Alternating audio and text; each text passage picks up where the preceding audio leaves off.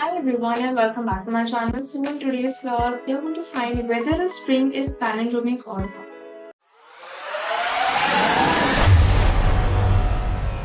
अब palindromic के लिए हमारे पास क्या कंडीशंस होती है? For example there is a string called madam. अब मैडम स्ट्रिंग में बेसिकली क्या है that if I am going to read it from the left और if I am going to read it from the right, तो दोनों side से मेरे पास सेम ही प्रोनाउंसिएशन आएगा, सेम ही वर्ड यहाँ पर फॉर्म होकर है.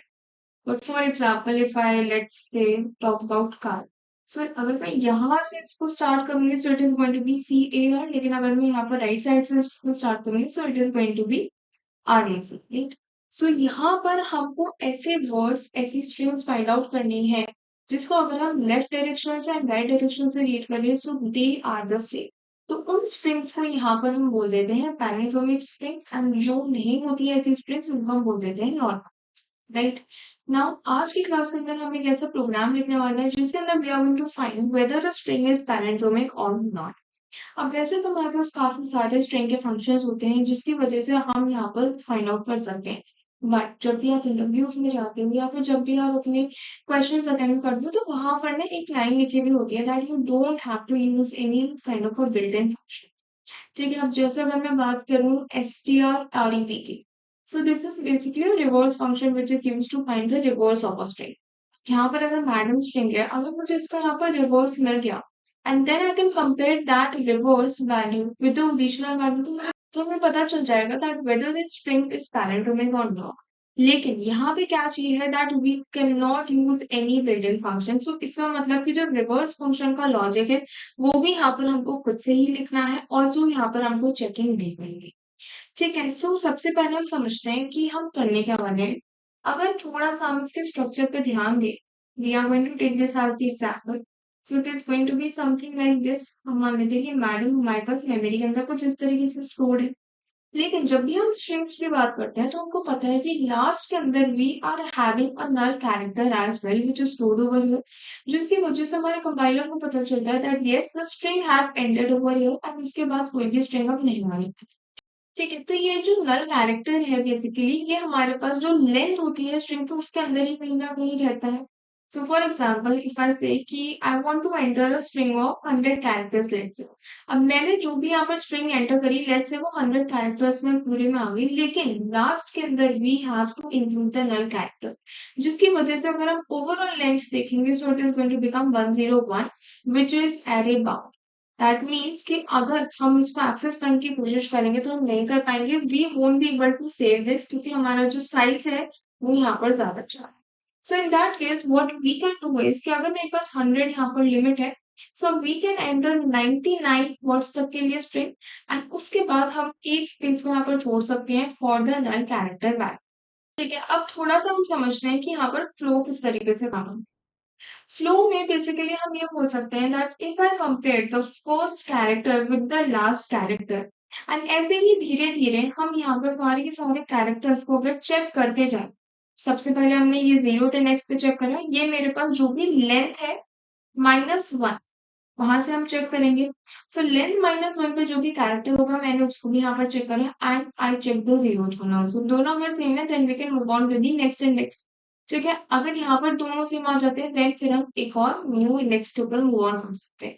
और ऐसे ही हम चेक कर सकते हैं कि क्या दोनों अल्फाबेट्स दोनों कैरेक्टर्स पे जब हम आइटरेट करें वेदर दे आर सेम और not. For example if let's say I talk about garden let's say, तो यहाँ पर अगर हम एक एरे स्ट्रिंग्स बनाएं कुछ इस तरीके से. ओके, सो यहाँ पर if I am going to compare G with M तो यहाँ पर हमारे पास एक मिसमैच आ जाता है. और जैसे ही हमारे पास फर्स्ट मिसमैच आ जाए वो कहीं पर भी आ सकता है, हो सकता है कि ये दोनों वर्ड सेम होते एंड मुझे यहाँ पर मिसमैच मिल जाता. लेकिन अगर कहीं पर भी we are getting the mismatch so in that case we need to just write कि हमारी जो स्ट्रिंग है that is not a palindromic string. ठीक है, तो कुछ इस तरीके से हमको करना है. So what we can do is हम यहाँ पर अपना कोड लिखना स्टार्ट करते हैं. सबसे पहले we are going to design a character array of let's say size 100 only. And इसी के साथ हमको स्ट्रिंग की लेंथ को भी यहाँ पर फाइंड आउट करना पड़ेगा क्योंकि str लेंथ को फाइंड आउट करने के लिए भी we are having a function which is strlen, right? But we cannot use any built-in function, so उसको भी हम यहाँ पे फाइंड आउट करना सीखेंगे. सो उसके लिए we can let's say take length and यहाँ पर हम फॉर बना सकते हैं दैट इज पैरेलल। ठीक है, basically it is going to act as a flag जो कि हमको बताएगा कि हमारी जो स्ट्रिंग है वो पैलिंड्रोम है या फिर नहीं है। अगर वैल्यू इसकी 1 रहती है टिल द एंड तो उसका मतलब इट इज पैलिंड्रोम। अगर इसकी वैल्यू यहाँ पर 0 हो जाती है जो कि हम करेंगे that means the string is not a palindrome. In fact we will need another value. So यहाँ पर हम i को भी लिख लेते हैं so that we can access each and every character. Okay, now let's just write enter a string, enter a string, and here we can write scanf. Now here comes the important part. अभी मैंने आपको एक case बताई कि यहाँ पर अगर आप 99 कैरेक्टर्स को एंटर कर रहे हैं तो लास्ट में अपने आप नल कैरेक्टर यहाँ पर इंक्लूड हो जाता है, विच मीन्स कि यहाँ पर हमको क्या करना है, हम चाहते हैं कि हम अप टू 99 कैरेक्टर्स यहाँ पर इंक्लूड कर सकते हैं फॉर स्ट्रिंग। सो अगर मुझे 99 कैरेक्टर्स ही चाहिए so in that case I can simply write 99 and percentage S यहाँ पर हमको लिखना होता है। सो परसेंटेज 99 एस कुछ इस तरीके से we are going to write and कहाँ पर चाहिए हमको अपनी स्ट्रिंग के अंदर चाहिए ऑफ str, राइट। नाउ यहाँ पर we are going to find the length of the string. Length find out करने के लिए we can simply do one thing. हम क्या कर सकते हैं, हम स्ट्रिंग के हर एक कैरेक्टर के ऊपर आइटरेट कर सकते हैं एंड आइटरेट करते करते हम चेक कर सकते हैं if it is not equal to the null character. Null character को हम यहाँ पर लिख सकते हैं कुछ इस तरीके से। अगर वैल्यू यहाँ पर हमारे पास नल कैरेक्टर के इक्वल नहीं आती है सो इन दैट केस हम यहाँ पर सिंपली लेंथ प्लस प्लस कर सकते हैं एंड सिमिलरली जो भी लेंथ यहाँ पर अपडेट होगी उसी की वैल्यू यहाँ पर पास हो जाएगी। फॉर एग्जाम्पल जैसे स्टार्टिंग के अंदर we can also initialise it with some value 0, ठीक है। नाउ यहाँ पर हम चेक करते हैं str of 0 it is going to be. That means we are going to access the first element and हम check करेंगे whether it is not equal to slash 0 or not. ठीक है, उसके बाद लेंथ की वैल्यू को कर देंगे प्लस प्लस, देन हम वापस ऊपर जाएंगे। अब लेंथ की वैल्यू हो चुकी है 1 तो str of 1 यहाँ पर चेक होगा एंड सो ऑन। एंड जैसे ही हम यहाँ पर जो वैल्यू एक्सेस कर रहे हैं it is equal to the null character we are going to exit it. लेकिन जब हम अपने लूप को एग्जिट करेंगे तो हमारे पास लेंथ की कुछ एक वैल्यू होगी जो कि ऑलरेडी स्टोर होगी and we need to use that value exactly to find out the last index over here the character at the last index, ठीक है। सो वो फाइंड आउट करने के लिए हम यहाँ पर एक फॉर लूप यूज कर सकते हैं। आई को 0 से इनिशियलाइज करेंगे। अब यहाँ पे हमको क्या करना है, हमको यहाँ पे करना है बेसिकली कंपैरिजन। हम ये वैल्यू ले रहे हैं इसके साथ कंपेयर कर रहे हैं, ठीक है। So there must be some condition, मतलब बेसिकली एक मिडिल पार्टीशन होना चाहिए कि उसके बाद I don't want the values to be repeated. क्योंकि क्या होगा उसके बाद, अगर for example N A D हम यहाँ तक आ गए, यहाँ पर भी हम एन ए डी तक आ गए। अब यहाँ पर अगर मैं ए पे जाऊंगी फिर मैं यहाँ पर ए पे जाऊंगी तो उसका कोई मतलब नहीं है because now what we are doing we are double checking. तो वो करने की जरूरत नहीं है, हमको सिंगल पास में ही करना है। तो व्हाट वी कैन डू, हम हाफ एरे तक आइटरेट कर सकते हैं। हाफ एरे तक आइटरेट करने का बेसिक मतलब ये है कि यहाँ से अगर हम एम से स्टार्ट करें यहाँ से भी एम से स्टार्ट करें, फिर यहाँ पे आ रहे, फिर यहाँ पर आके, फिर यहाँ पर आके हम रुक जाएंगे क्योंकि इसके बाद वाला एरे ऑलरेडी इन वैल्यूज के साथ कंपेयर हो चुका होगा। Okay, so we can simply go over here and यहाँ पे हम लिख सकते हैं कि जब तक हमारे पास जो आई की वैल्यू है it is less than length divided by 2 तब तक we need to do i plus plus.